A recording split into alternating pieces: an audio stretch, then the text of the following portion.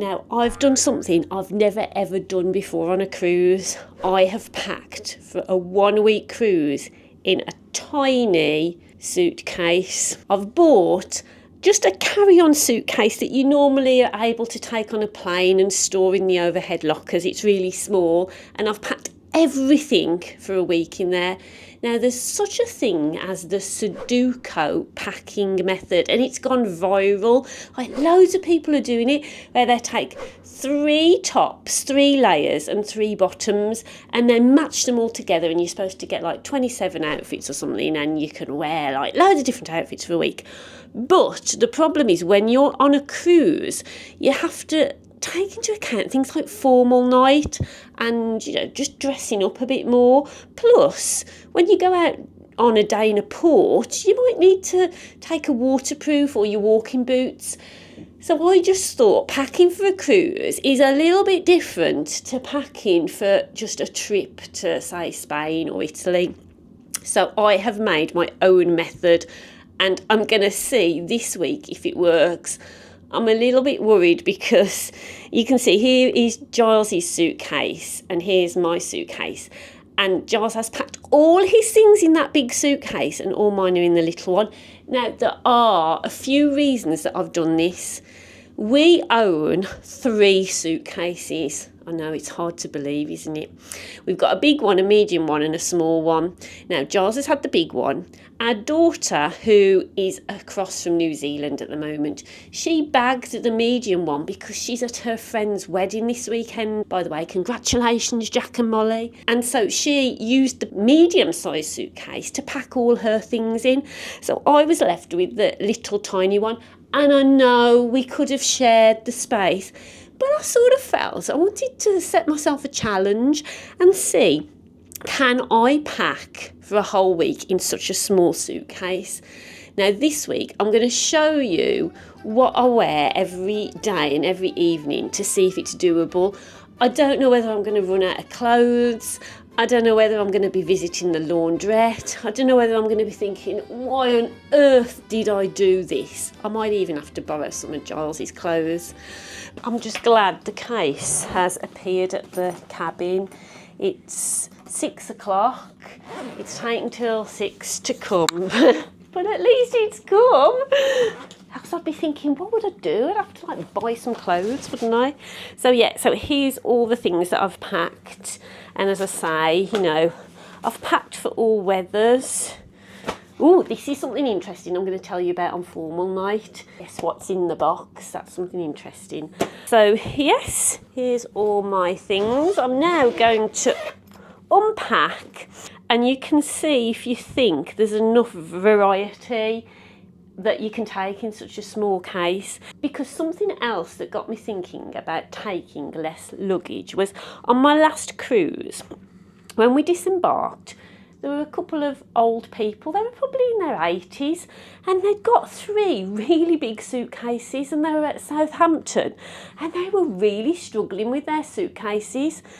They'd had some members of staff help them to the sort of terminal, but they were waiting for a taxi, and bless them, they were really, really struggling, and I offered to help the guy, and I moved a couple of them to the door for him.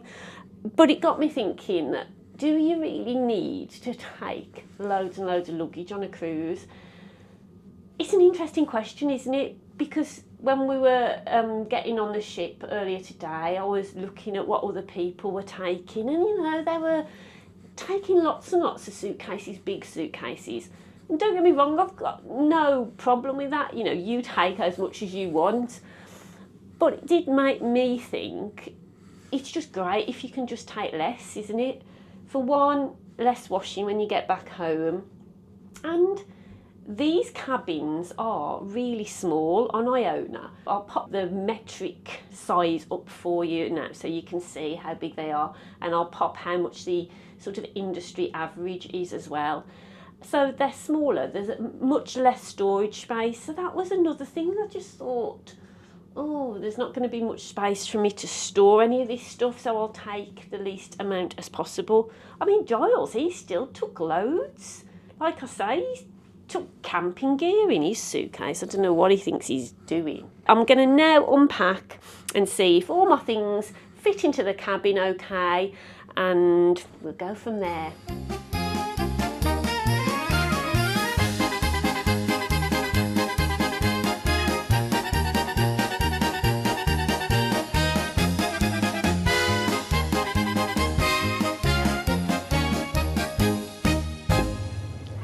So I am halfway through the holiday now, and I thought I'd check in on how the clothing situation is with me bringing such a small amount of luggage with me. And I'm happy to report that I've felt absolutely fine just bringing that carry-on suitcase. I haven't had any problems with outfits so far. It did make me think today though, it's very, very warm today, and I'm starting to feel a bit sweaty, and it got me thinking that if I was going, you know, somewhere that was going to be hot for the whole 7 days, you would have to consider that if you're sweating, you don't want to be wearing the same top, and you might be swilling it out or using laundry facilities. So that's something to definitely think about, like the weather.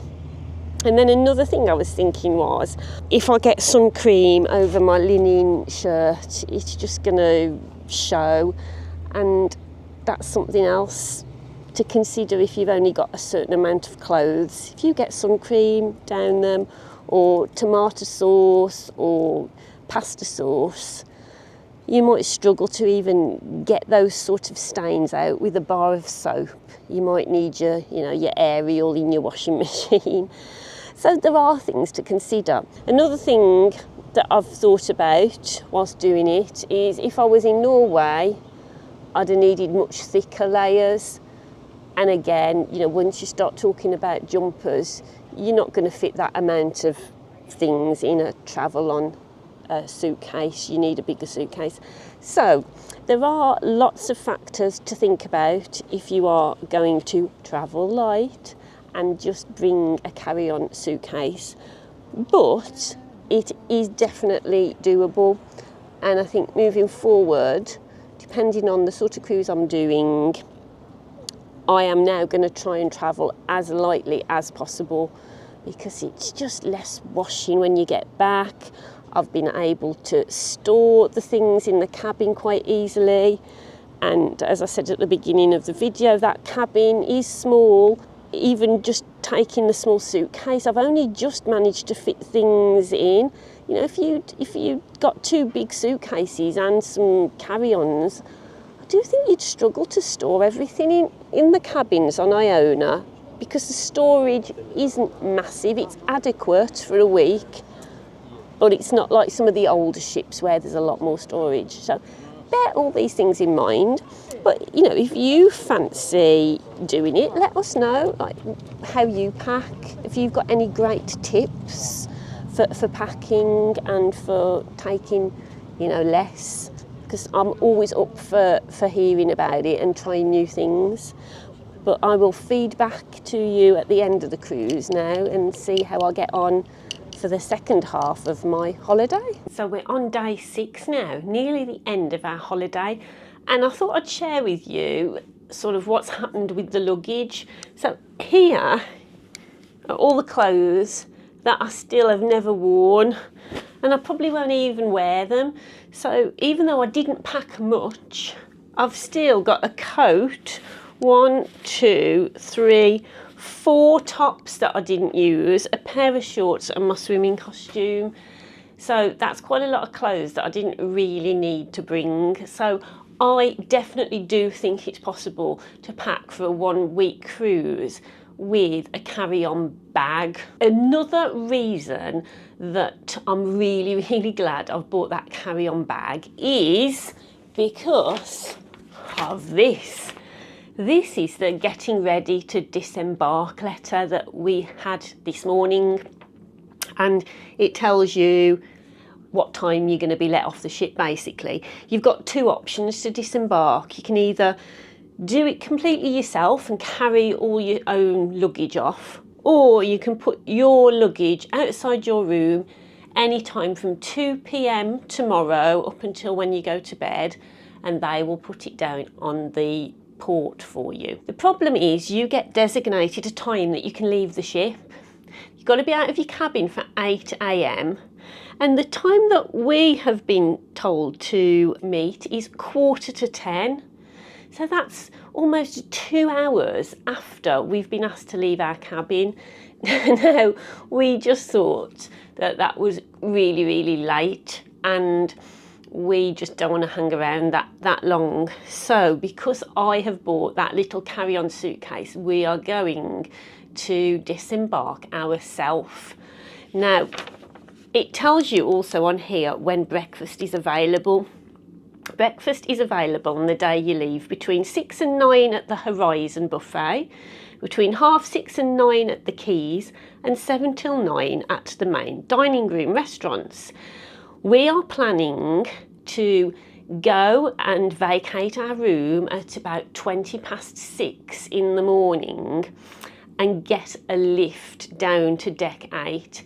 Now, we're going to try and get the lift at 6:20 because one of the problems on this ship is the lifts. They are very, very difficult to get, and you're always waiting, and very often, they'll open and they're absolutely jam-packed full. You can tell, and that has been a real problem on here. Not so much for us because we can walk, but certainly for some older people, people with pushchairs, people with mobility issues, it's a real challenge for them.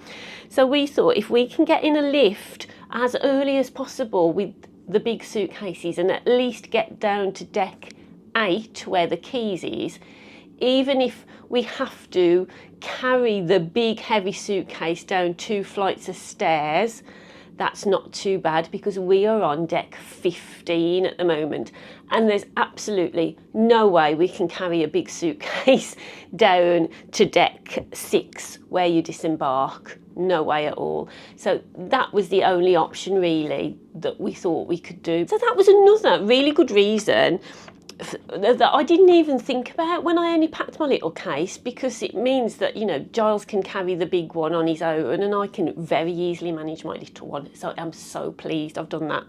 And all my outfits have stayed clean all week. There's a laundry on board you can use as well, if you have any spills or anything like that. So bear that in mind.